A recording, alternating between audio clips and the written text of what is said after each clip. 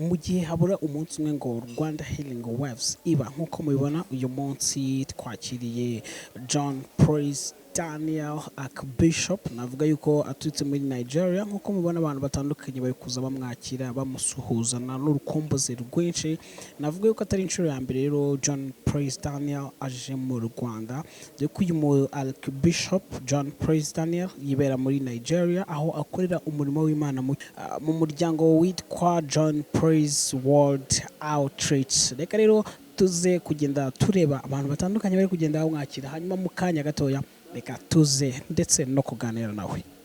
Welcome to Kigali, Pastor. Thank you. Thank you. Yeah. Yes, first of all, we're going just to have a big crusade in Kigali. We praise God you are reaching yourself. Amen. Yeah. How many times do you come in Kigali? I don't know. Many times. Well, Kigali, because of their nice around air, so most times, even when I'm going to other countries like South Africa, Dubai, most times I fly into Kigali, maybe on transit and then go. But to come to Kigali for like conference, maybe once or twice a year. Yes, why Kigali? Why not other country? Well, because Kigali is special in the agenda of God. Kigali, the people love God, and we've seen God take Rwanda from the lowest and has lifted them up. And today, Kigali or Rwanda is becoming the leading light in Africa.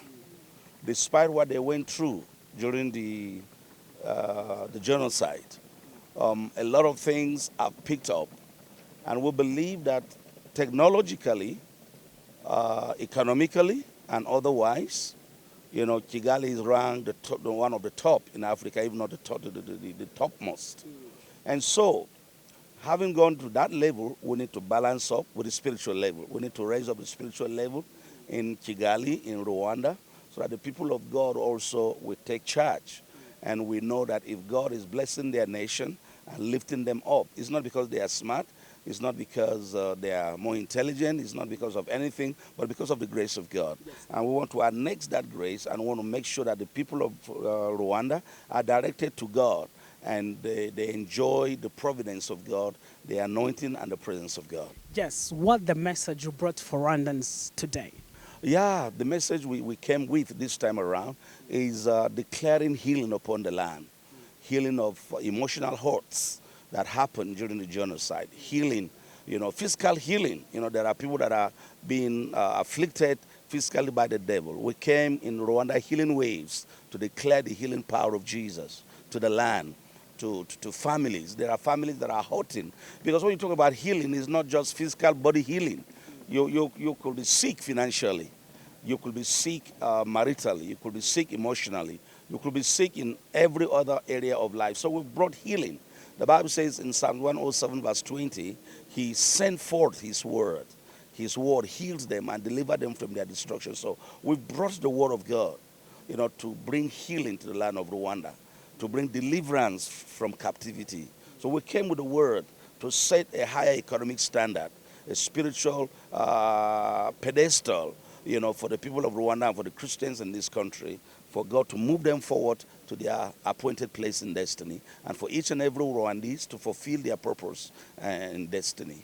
So, and as we are concluding, I think you can tell us what can you wait for in the conference? Well, I can't wait to release the glory of God, to release the presence of God. I can't wait to see people blessed, to see people saved. I can't wait to see people cry to Jesus for salvation. I can't wait to see people healed. Last year we had an amazing testimony when we had the healing waves, you know. In fact, the guy is here from the airport to receive me. God supernaturally healed him of a long back pain. And not just that, I think 1 week after, he got blessed with good money. I think I'll collect the tithes this time around, you know.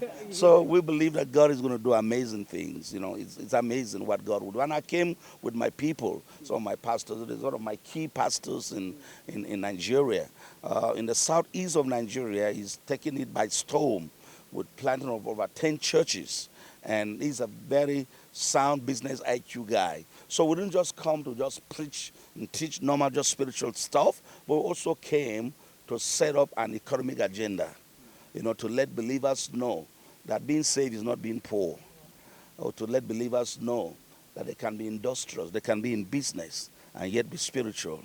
They can have money and still love God. Because sometimes people think that when you have money, you are a sinner. Job was the richest, and yet he feared God. A man of integrity, a man that loved God, and he had so much, and he respected and honored God with his resources. So when we see Rwandese love God, serve God, but their pocket also heavy, and they just Yes, yes. okay. So that's it. Welcome. But but that will not be. We're not just come here to talk about miracle money. We are coming to teach people how to be industrious, how to work hard, because money is reward for services rendered. What services are we rendering? A lot of us can render services that can bring money. Services in different perspectives. Build up a restaurant, start up a dry cleaning business, start up different businesses that will bring money. People in church behave funny. They think money will fall from the sky. No, the Bible says, for whatsoever he doeth shall prosper. So we're coming to teach people on how to do stuff, how to do things with their hands, work hard with their hands, and make money. Thank you. All right. God bless. Thank you.